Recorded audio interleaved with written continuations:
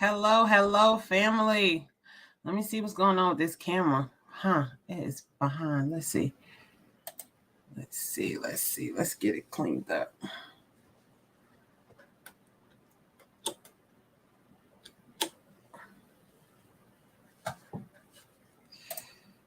Oh, that's so much better. All right. So, welcome to another episode. Let's get to it, right? Episode number 52. What is the impact of COVID-19 on healthcare staffing? And y'all, there is an impact for sure. So, episode number 52. Let's get it. So I am the real Elisa Applewhite coming to you on this beautiful Friday afternoon. I rushed to make it. I rushed to make it, y'all. But I'm here. All right, so let's get to it. Here we go. Why do I go live Monday through Friday? I go live Monday through Friday because people ask me questions, DMs, text messages, and call me. They call me about life. They call me about healthcare staffing. They call me about owning a business. They call me about children, husbands, right? They ask me questions, and I want to make sure that I'm giving everybody the time that they need. So the 15 minutes that they need to answer their questions and really answer it thoroughly. And this is why I came up with questions and answers. So Monday through Friday, you'll catch me here live. If I'm not live, you'll hear it the day before, or you'll get a recording definitely. And that's only if we have something major going on. But on the weekends, Saturday and Sundays, you can definitely catch the recordings that we have. But this is why I'm live. I'm answering your questions. So if you have any questions that you want to answer, that you want answer to, and maybe you don't have the money to pay for consulting, or don't have the money to pay for a consultant, right? Give me a question. I will definitely answer it, even if it's not if it's a general question. I have resources where I can get an answer for you, because I want to make sure that you're taking your life and business to the next level. So no question, no wrong question, right? Make sure you ask the questions. All right, so I get this all the time. Why do they call me CEO 3 times? Well, they call me CEO 3 times because we have 3 companies, right? So we have the top of the line healthcare staffing. That is a healthcare staffing company where we staff medical professionals in hospitals, nursing homes, and doctors' offices. Then we have company number 2, which is TOTLHS Heart of Gold Inc. That is our nonprofit that houses our Heart of Gold Gala, and plus it helps our medical professional with needs. So rental assistance, mortgage assistance, things like that, childcare assistance. That is the baby, and we're going to grow that baby to be as big as we can potentially be, so we can help as many medical professionals as we can help. And then we have the real Elisa Applewhite Consulting. This is the consulting company that has brought you questions and answers live with your CEO 3 times, Elisa Applewhite. It is also the company that has brought regular, just everyday people, right, where we teach them how to own a staffing agency if that's what their desire, from staffing to government. And then we also teach other medical professionals on how to be the best medical professional they want to be. And we partner with hospitals to help them to keep and retain their staff. All right, so that's a lot. So that's all 3 companies, y'all. So let's get to the questions. We got 11 minutes on the clock. Y'all know I respect y'all time as if y'all respect mine. Episode number 52. What is the impact of COVID-19 on healthcare staffing? Yes, there is an impact. So I normally give you 3 things that I felt like will answer the question. So increase in staff. So what we've seen when COVID-19 happened was people that was retired coming back to work. And the reason why they was coming back to work is because there were higher wages, right? And it wasn't just higher wages, but it was a need. Like, as a medical professional, you couldn't just sit back knowing you had a skill that can save somebody's lives. So it was an increase in medical professionals. We had people coming out of retirement. We had people who didn't even graduate nursing school practicing as nurses. Like, all hands were on deck when it came to potentially saving somebody's life. And that's what I really, really, truly loved about COVID.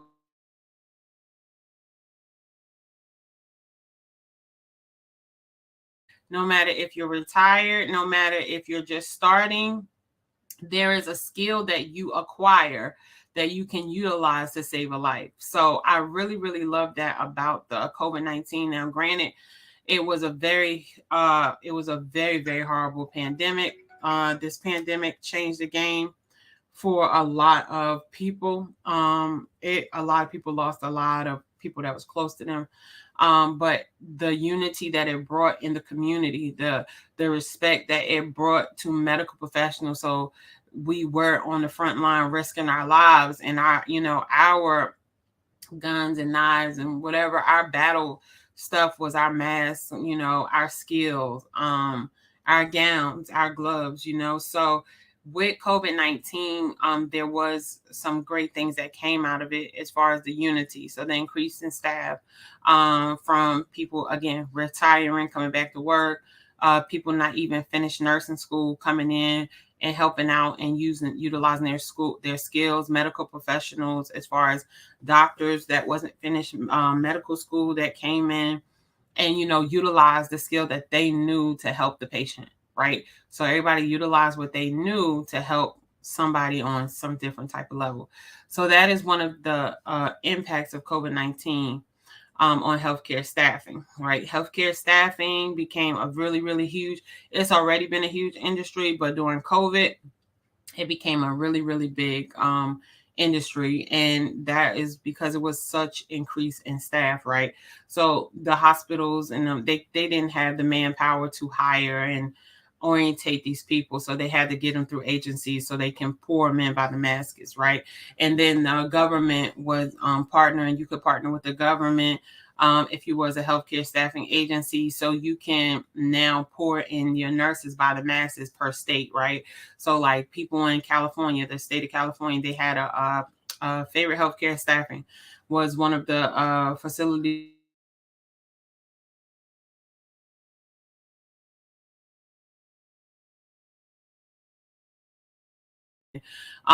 in Texas, crucial, right? So they can pull the nurses in by the state. So it's like during COVID-19, healthcare staffing industry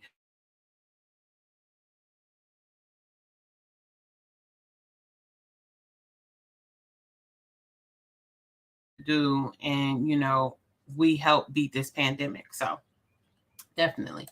All right. So the second thing, what is the impact of COVID-19 on healthcare staffing?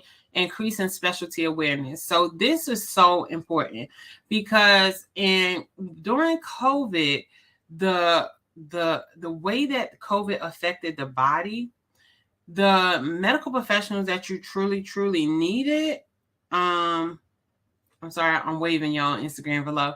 The medical professionals that you really, really needed the most was ICU nurses, right? So ICU nurses are intensive care nurses.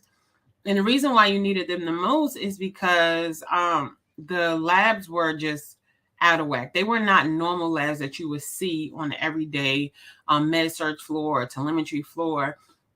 You needed critical care nurses. So like ICU nurses, emergency room nurses, and at any moment, based on the person's oxygen level or the way they are presenting, the way they looking like, oh my God, I can't breathe, I need a tube, right? You need that medical professional that's had that experience with placing tubes, with verifying tubes, with giving the right dosage of medications per person to place these tubes, right? So you've seen an increase in the specialty awareness. Like COVID brought out, like, yeah, we really need more ICU nurses. We need more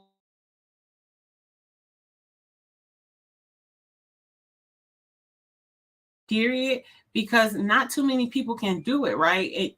On both of them, they're very extreme because you have to give, depending on the ICU experience, right? If you're in CV ICU, just like cardiovascular ICU, it's certain things that you have to give. Like you have to monitor that patient and making sure that everything is staying within balance to keep that person alive. Like it's not just, oh, here's a pill, this medicine is for your blood pressure. And I'm not downplaying on any other medical professional. Believe me, I'm not. I've done every medical professional except L&D because I got 5 kids and I was not seeing anybody else having a baby. But I've done every medical professional out there in OR. I've never been an OR nurse, but I've done PACU. I've done after surgery. What I'm saying is because of the awareness of putting people to sleep, the awareness of paralyzing people, the awareness of maintaining a ET tube, right? An endotracheal tube that goes down your throat that keeps you breathing. Because of that particular awareness, that takes a specialty training, right? You have to be trained on what to look for in a dislodged tube, what to look for is the tube working properly, are the lungs rising and falling properly, right? So that all comes with special training. So because I was an ER nurse and I did that for about 5 years, and then I was an ICU nurse and I did that as well for about 4 or 5 years, it was easy for me to see like, oh my God, like this virus is attacking everything. Look at the labs, look at this, look at, how it makes you look on a critical level on the things that you can fix to help the person to either be more stable, to help the person to live. That was the goal, right? To help people to live. So one thing for sure that COVID brought to the healthcare staffing world was we don't specialize. We don't, healthcare staffing agencies don't go niche specific. So you rarely have a healthcare staffing agency that just supplies ICU nurses or critical care nurses, right? So you rarely have one that just supplies emergency room nurses. Why? Because they're in need, they're in high need, but a lot of hospitals and doctors' offices, they don't want outside people to come in as temporary because they know the skills, they know the requirements that they need. And not only that, they know the lawsuits that can occur if that medical professional is not up to par, right? Is not like, if it's in their institutions, like, okay, these are the trainings that we give you in our institution, but yeah, you get these trainings really quickly, and then you get this really quickly, but we really don't know you. And for people who know, like healthcare staffing, I mean, not healthcare staffing, but ICUs, that's the money, that's the crop of the hospital, right? So you got your surgical suites and you got your ICUs. Like those beds per day are very, very expensive. So if you ever look at a hospital, you'll always see, and it's sad, but it's true. But if you ever look at a hospital, you'll always see the most beautiful areas are the surgical suites and the ICUs, right? So you'll always see the most beautiful areas where, because those are the places that bring the hospitals the most money. So they put the most money back into it to keep it going, right? And that is what COVID did to people. They didn't prepare because ICU is not, there's not a lot of ICU nurses. There's not a lot of ER nurses.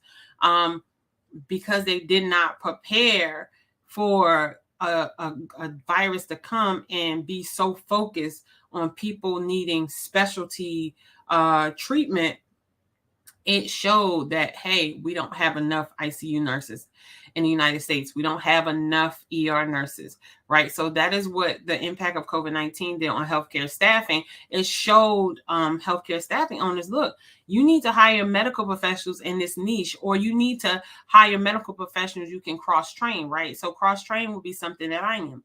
I'm cross-trained in so many different units and specialties that no matter where you put me, I can operate, right? And that takes a particular skill. And then that also takes a different type of pay set. You can't pay people who cross-train just anything. You got to pay them because it's a lot of training. You're talking about years and years of experience. All right. So we got 1 minute left, and let's go. What is the impact of COVID-19 on healthcare staffing? Higher pay wages. So this, to me, I felt like was a really bad impact because I understand that we deserve to get higher wages. I'm not saying that. I get it. Believe me, I felt like it because I was risking my life in there every day. What I'm saying is, after we saved everybody, after the pandemic, when we went back to normal wages, right? You had people with like 6 months experience who felt like they should get paid as much as a nurse who has 20 years experience. And it's just like, well, I'm a nurse too. No, it's not like that, y'all. It's like saying, I'm a parent. I'm just a parent, just like you're a parent, but we've been parenting for 30 years. We can tell you something that you wouldn't know because we've been doing it for 30 years compared to you giving us, you could tell us something we don't know, but we have more experience in it. And I don't care how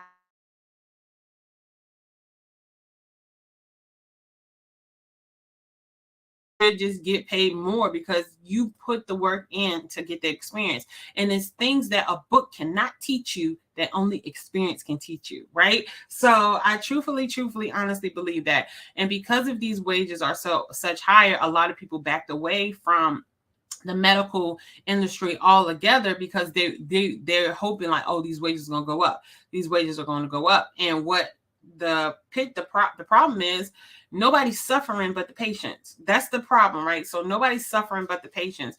So that's why even with my healthcare staffing agency, I go and work into my clients' buildings sometimes just to help, because I understand like they need somebody with some experience and somebody's skills. And I am just one person. I'm dismissing that over here because it's over.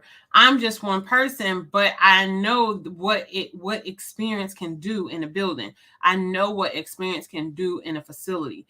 So I feel like one of the negative impacts for sure that COVID-19 did with healthcare staffing agencies was gave these staffing agencies or gave other medical professionals the illusion that healthcare staffing agencies do pay a lot of money. But the truth of the matter was they were paying a lot of money because it was backed by the government. That's the truth of the matter.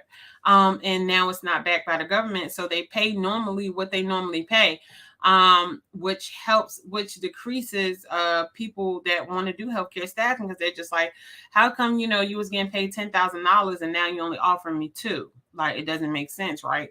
It makes sense if the government's backing it. The government's a premium client. They can afford to pay that. Your regular hospital or your regular nursing home cannot afford to pay those. So because the government's backing it and giving people incentives for hiring medical professionals, that is why the wages were higher.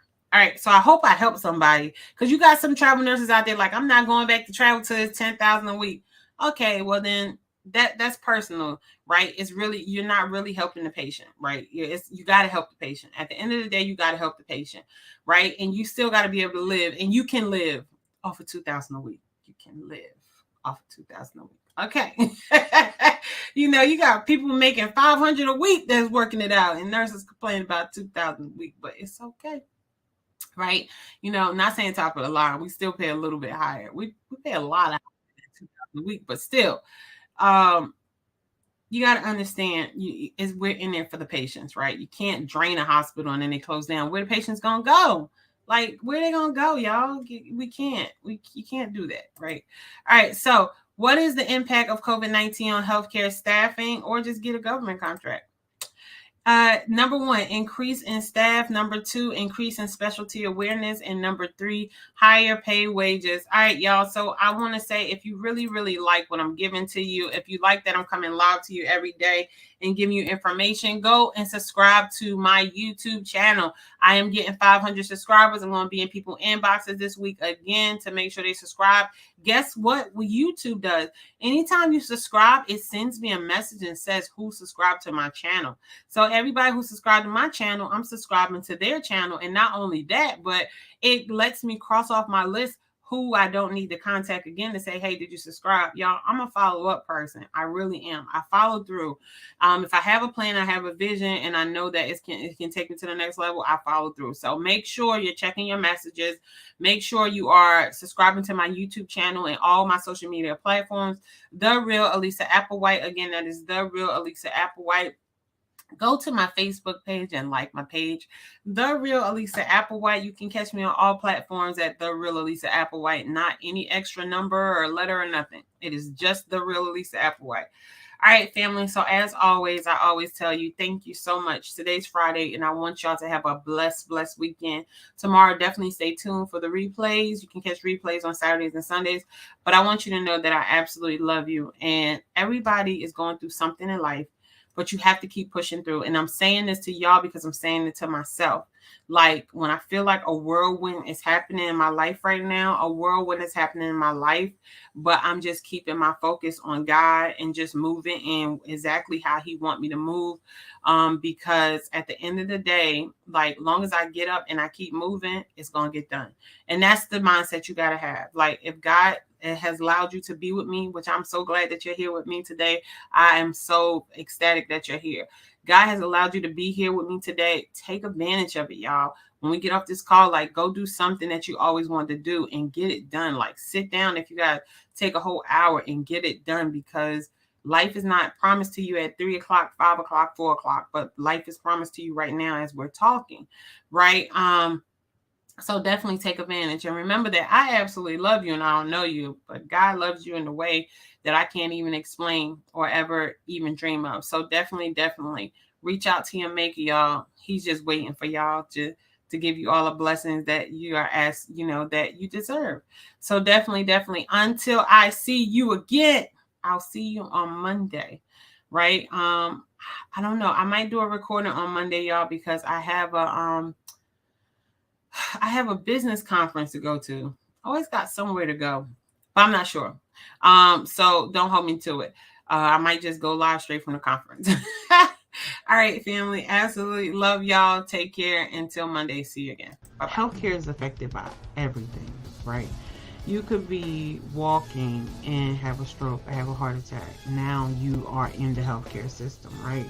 You can just all of a sudden start having mental issues, and now you're in the healthcare system, right? You could be minding your business and somebody can come in and shoot you, or hit your car or something like that, and now you are in the healthcare arena. And this is why healthcare is so important to me, because to me it matters who's at the bedside, right? So I always say to people, it doesn't matter to me that I have a nurse to say, hey, I'm a nurse, or I'm a CNA, and they show up at the building, right? That doesn't show me their integrity. Their integrity, their accountability, their professionalism, it shows when the door is closed.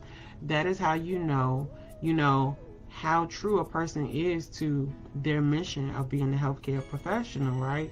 It's how they treat the patients with the doors closed. And my goal is to help to educate healthcare staffing owners and also medical professionals, and again, hospitals, on how to help medical professionals get back to that mindset of how to treat people when the door is closed.